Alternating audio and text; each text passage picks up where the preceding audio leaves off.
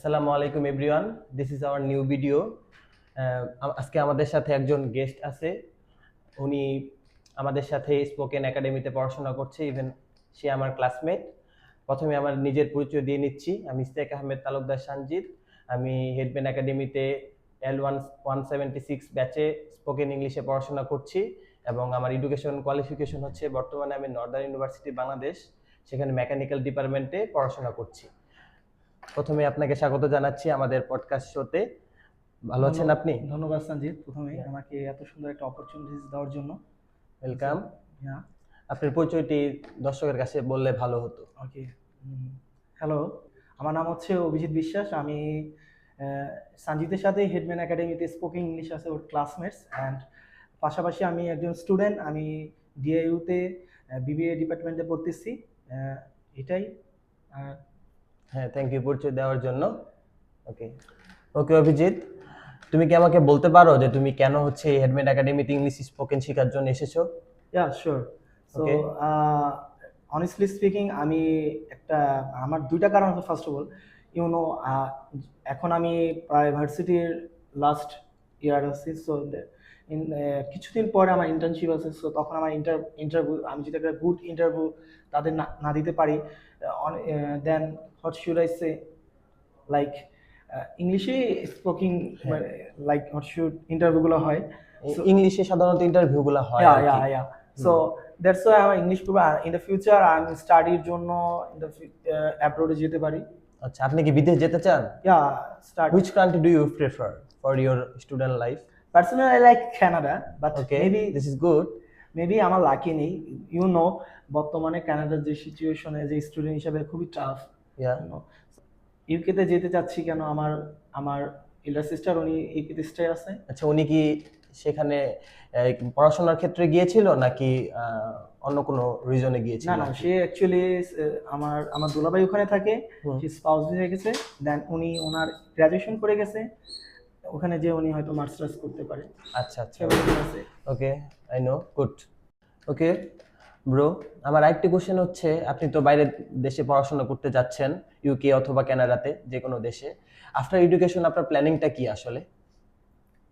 It's a good question. Yeah, thank you Sanjit. Honestly speaking, আমি একটু আমাদের দেশ নিয়ে বলি।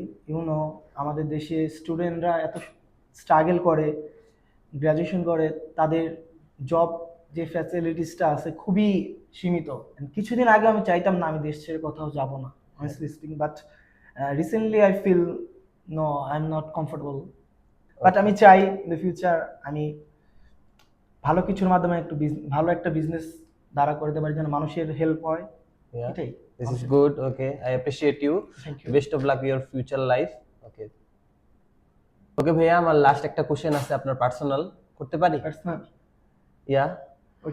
ওকে, আপনি তো বিদেশ চলে যাচ্ছেন, আপনার আসলে ফিউচার প্ল্যানটা কি? যেটা আপনি স্পাউস ভিসায় কি আপনার আমাদের ভাবিকে নিয়ে যাবেন or others something? Tell me about this Too things. much funny question. Yeah, please truly answer me. Honestly speaking, আমি এখন কোনো রিলেশনশিপে নেই। This wrong. It's true. Okay, It's true. So that's why এখন আমার কোনো প্ল্যান নেই আমি স্পাউস নিব কি নিব না। এটা পুরো ডিপেন্ড করে আমার ফ্যামিলির উপরে। ওকে, ইনশাআল্লাহ হোপফুলি আমরা দেখতে পারবো, যেহেতু আপনি আমার ক্লাসমেট, অবশ্যই ফিউচারে দেখতে পারবো যদি বেঁচে থাকি, আল্লাহ যদি বাঁচায় রাখে। ওকে, ওয়েট আ মিনিট।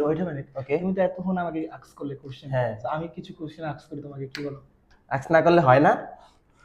না, কেমন জানি কি বলে, একতরফা হয়ে যায়। ওকে, আচ্ছা।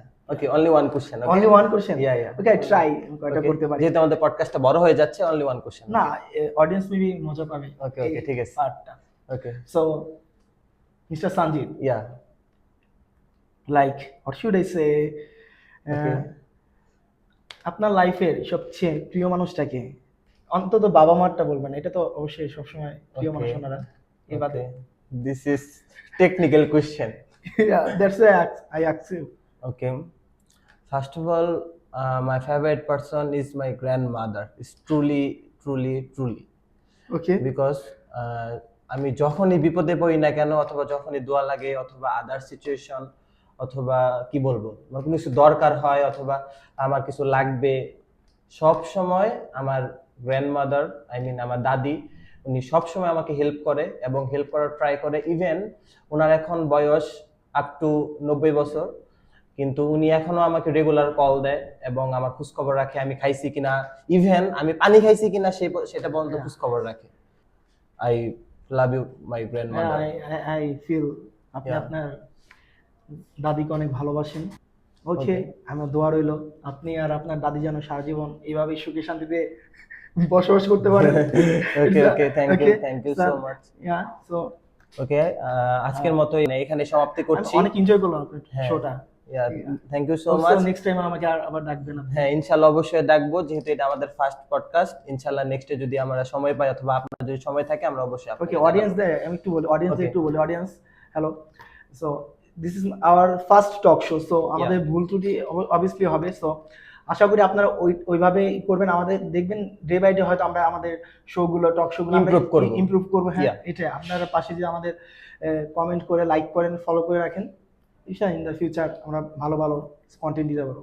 Yeah. Thank you everyone. Thank you so much, and I hopefully next video অবশ্যই দেখবেন, এবং ধন্যবাদ সবাইকে। আসসালামু আলাইকুম, আসসালামু আলাইকুম। আল্লাহ হাফেজ।